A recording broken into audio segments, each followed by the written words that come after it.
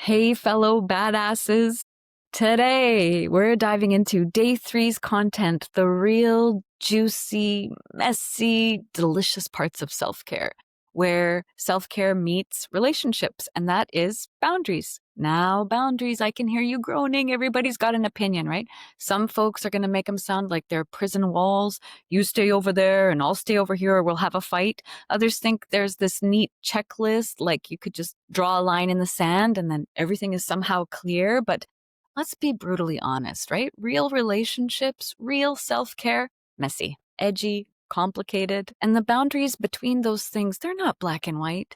They're actually organic, living, breathing edges where our desire actually meets the reality. So today, we're going to start with a little radical reframe. Boundaries are not about being mean. They are sexy. They're not about building some kind of a wall of stone. They're about drawing a map that says, here's the way you can love me best. The irony of all of this is that for years, I thought being good meant swallowing my needs, overextending my energy, and then saying yes when my whole soul was screaming, what about me? And then, not so shocking, I ended up burnt out, bitter, and resenting the people that I actually love. Does that sound familiar? So yeah, tonight we're going to tear off the martyr mask. No more playing the saint at the expense of your sanity. The first thing I want to do is to say, why do we burn out on all of that? Well, one of them is we carry this false belief. We're saying yes to every request. Why? Because we think it means we're being loving. If your yes is costing you your joy or your time or your health, that's not love. That's self-erasure.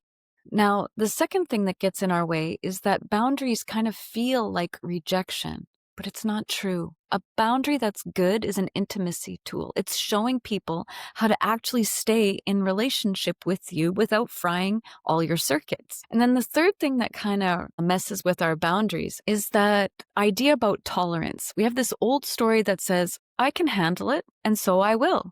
But the new story could be, just because I used to tolerate it doesn't mean I want to now or have to now. So what's one thing that you used to tolerate that maybe you don't want to do anymore? Write that down. And then let's talk about making our desire and action a little more playful, maybe a little more romantic. So here's the reframe. Boundaries aren't fences or walls or stones. They are pathways, declarations of desire. As I say no to something that's draining or nonsensical, I'm actually saying yes to juicy aliveness. When I say halt, pause, or stop, I'm actually saying, let's try it in a different way that actually works for me as well. When I say, I need some space, I'm not pushing anybody away.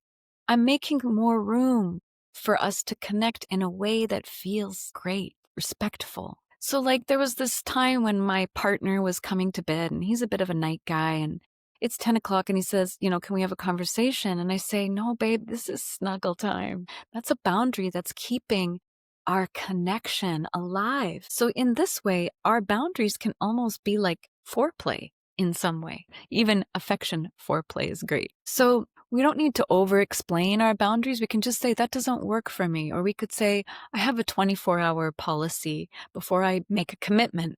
And that's enough. Have you ever had that thing when somebody gives you an invitation to do more and you notice that body tightens right before you feel like that you might collapse from overwhelm? That's really your body setting the boundary before your brain catches up. We call it intuition. And in this place of integrity, a boundary is an invitation to more respect. It's not about being difficult. It's just being honest and real. So besides saying no, we also want to practice where we are saying yes. I might be saying no to this, but what am I saying yes to? That kind of tension. Where's the freedom in between these two? Where do these two dance together? So let's seal this little practice here. I want you to close your eyes, put your hand over your chest, and whisper one boundary that's actually already been there all along, and you're going to honor it. Speak it softly into your hands out loud. Put your hands to your mouth, and we're going to speak it out loud softly. I give myself permission.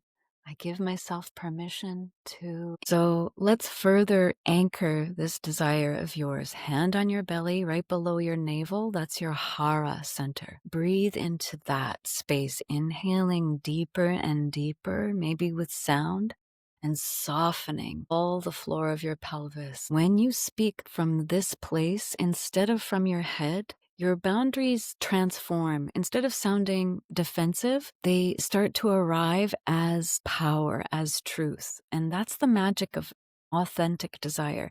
It's actually like the gravitational pull of north on a compass. So right now, whisper one small desire from your belly. Maybe it's, I want rest. Maybe it's, I want touch. Maybe it's, I want some space to move. Whisper whatever your desire is. Feel it arrive and let it be real. That's how you make a self-care map or a self-care ritual. So, to restate the reframe, boundaries are not barriers. They are love notes written with the ink of truth. They're invitations into authentic self-care within your real life connections. So if you've been burned out on duty, guilt, or silence, this is your moment to flip the script. So we've just wrapped up 3 days of self-care challenges. It's been messy. It's been real. We've redefined ritual. We've reclaimed ourselves, our power, and now we're reclaiming boundaries without burnout. So the invitation, if you want to keep walking this path together, is to join this badassery membership. That's my soulful sanctuary for wildly romantic women and sacred rebels. 3 days together is a great spark. But imagine what we could do together, the heat we could generate into flames. So if you're saying yes to that aliveness and you want to be in a community where we celebrate that, where we might celebrate things like boundaries, we might start writing those love letters to ourselves. An authentic, desire-laden self-care practice, it doesn't just feed you scraps.